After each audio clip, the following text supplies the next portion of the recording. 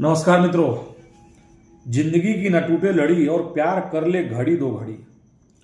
अगर आज मैं बात करता हूं कि आज के समय में ज्यादातर तलाक होते क्यों हैं, देखिए सबसे बड़ी चीज होती है प्यार। पहले प्यार हो जाता है, प्यार होते होते इकरार हो जाता है और इकरार होते होते शादी हो जाती है।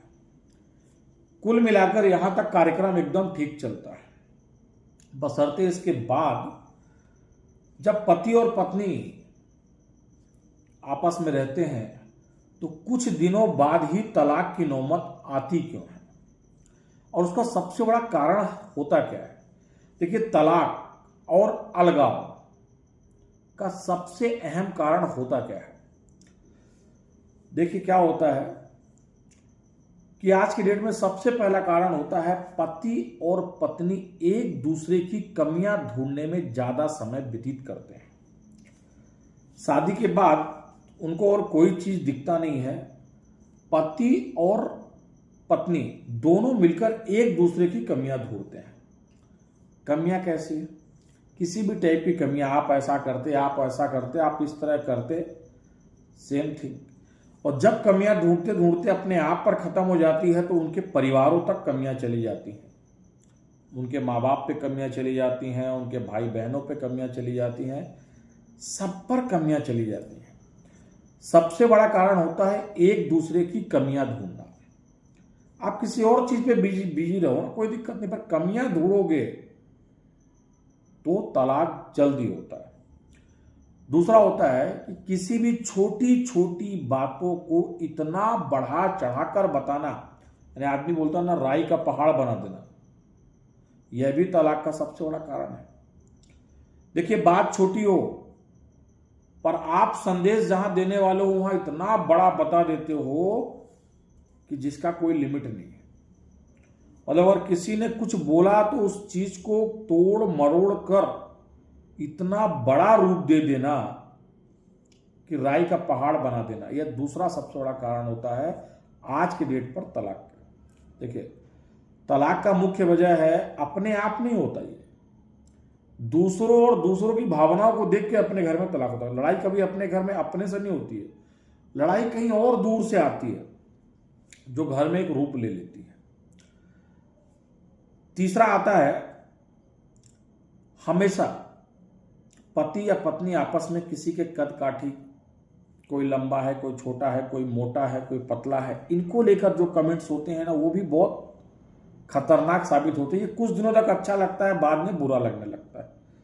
उससे भी आजकल संबंधों में दरार पड़ने लगी है, शादी ब्याह टूटना चालू हो रहे, उससे भी होता है। देखो, किसी को मजाक किसी लिमिट तक अच्छा लगता है, परंतु उसके बाद अच्छा नहीं लगता है। बोले, देखिए दो चीज है। इसके बाद पति और पत्नी के बीच में जो एक दूसरे की आलोचना किसी जगह पर करते हैं, देखिए काश आप अपने घर में लड़िए ना, पर किसी जगह पर जाने के बाद आप लोगों की आलोचना करने की आदत थोड़ा बढ़ जाती है और वह आलोचना इतनी बड़ी हो जाती है कि दोनों एक दूसरे से मुंह फुला लेते हैं। बशर्ते यह भी इसका सबसे बड़ा कारण होता है। अगर मैं बात करता हूं किसी जगह पर हमेशा किसी फोरम में या किसी जगह पर मजाक उड़ाना या किसी को, ये सब चीजें जो होती है ये भी तलाक का सबसे बड़ा कारण होती है। और हमेशा जब कहीं एक दूसरे के घर या कहीं एक दूसरे के कार्यक्रम में जाते हैं तब एक दूसरे को अपमानित करना, यह भी इसका बहुत बड़ा कारण होता है। देखिए, एक बार यदि कोई चीज मन में ठेस कर गई या मन में जगह बना ली ना, तो कभी खत्म नहीं होती है, वो हमेशा के लिए वो जगह बना लेती है, बीच बीच में उसका असर पड़ते रहता है। इसलिए यदि आप कहीं एक दूसरे के यहाँ जाएं तो वहां पर अपना सम्मान बना के रखें।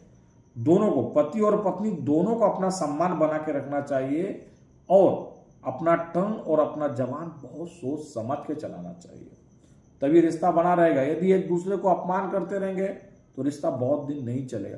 देखिए, आप तो अपमान कर लेते हैं, मजा कोई और लेता है, आपका टंग तो निकल गया ना, नहीं, वहां पे आपको बचना चाहिए। देखिए, आप अपने जीवन साथी के साथ ऐसा व्यवहार करें जैसा कि आपको लगे, या तो आपको ऐसा महसूस हो कि जैसे लोग आपके लिए करें।